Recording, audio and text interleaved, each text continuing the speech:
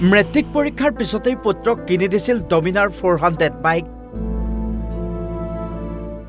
প্ৰায় 2,70,000 টকীয়া বাইকখন কিনাৰ এবছৰ হোৱাই নাছিল। সেই বাইকখন লৈ নিশা বিহু চাবলৈ গৈছিল 18 বছৰীয়া ছাত্ৰজন। নিয়তিৰ কৰুণ পৰিহাস, ঘূৰি আহি ঘৰ নাপালে উচ্চতৰ মাধ্যমিকৰ প্ৰথম বৰ্ষৰ ছাত্ৰজন। পুৱতি নিশা বিহু চাই ঘৰলৈ উভতি আহি থাকোঁতেই সংঘটিত হয় ভয়ংকৰ দুৰ্ঘটনা। এক শোকাবহ দুৰ্ঘটনাত থিতাতেই মৃত্যু হয় উচ্চতৰ মাধ্যমিকৰ ছাত্ৰ ঋষিকেশৰ। হয়, এক অতিকৈ মৰ্মান্তিক দুৰ্ঘটনা।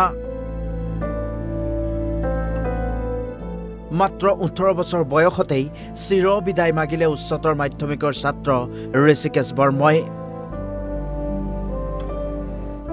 বাক্সাৰ জলাহৰ উচ্চতৰ মাধ্যমিকৰ প্ৰথম বৰ্ষৰ ছাত্ৰজনে নতুন বাইকখন লৈ নিশা বিহু অনুষ্ঠান চাবলৈ গৈছিল আৰু বিহু অনুষ্ঠান চাই পুৱতি নিশা ঘৰলৈ বুলি উভতিছিল। কিন্তু ঘৰলৈ উভতি আহি থাকোঁতেই বাক্সাৰ চিমলাৰ কাৰখানাত ভয়ংকৰ দুৰ্ঘটনাত পতিত হয় ছাত্ৰজন। আৰক্ষীয়ে সন্দেহ কৰা অনুসৰি হয়তো ছাত্ৰজনৰ বাইকত অচিনাক্ত বাহনে পিছফালৰ পৰা খুন্দা মাৰিব পাৰে, অন্যথা বাইক ষ্টাণ্ড কৰোঁতেই বাইকৰ পিছফালটো পথত লাগি যাব পাৰে। এই শোকাবহ দুৰ্ঘটনাত থিতাতেই ছাত্ৰজনৰ মৃত্যুৰ লগতে চূৰ্ণ বিচূৰ্ণ হৈ পৰে বাইকখন। ঋষিকেশৰ মৃত্যুৰ পিছতেই এতিয়া ঘৰখনত এক শোকাকুল পৰিৱেশে বিৰাজ কৰিছে। পিতৃয়ে ব্যক্ত কৰিছে মনৰ বেদনা। মানে ৰাতি খবৰ দিলাক এক্সিডেণ্ট হোৱা বুলি, তেনেকৈ কি হ'ল এতিয়া মানে গম নাপালোঁ। ৰাতি গৈছিলোঁ মই, গৈ পিনে জেগাৰ পৰা আনি মুছলপুৰত নিয়া হৈছিল মেডিকেলত পষ্টমৰ্টেমৰ কাৰণে। কি নাম ল'ৰাজনৰ? ঋষিকেশ ব্ৰহ্ম।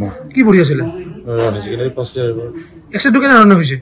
এক্সিডেণ্টটো মানে পিছৰ পৰা চকা ঘূৰা হৈছে, মানে পিছৰ কিবাখিনি ভাঙিছে, মানে ওজন পৰি আছিল।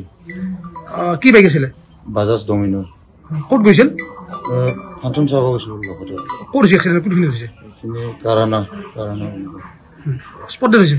স্পট ডেট হৈছে। এতিয়া ক'ত আছে ডেড বডি? এতিয়া মুছলপুৰত পষ্টমৰ্টেমৰ কাৰণে নি আছে। কিহে খুন্দিব পাৰে? কি খুন্দিব আপোনালোকৰ? এতিয়াতো গম নাপাওঁ, ৰাতিৰ কথা। এতিয়া কিহে খুন্দিছে সেইটোতো গম নাপাওঁ। এতিয়া না নিজে হ'ল এইটো গম পোৱা নাই। এতিয়া গাড়ীখনৰ কিমান মান দাম আছিলে বাইকখনৰ? গাড়ীখনৰ 2,70,000। বাক্সাৰ পৰা সুবৰ্ণ পাঠক, অসম লাইভ 24।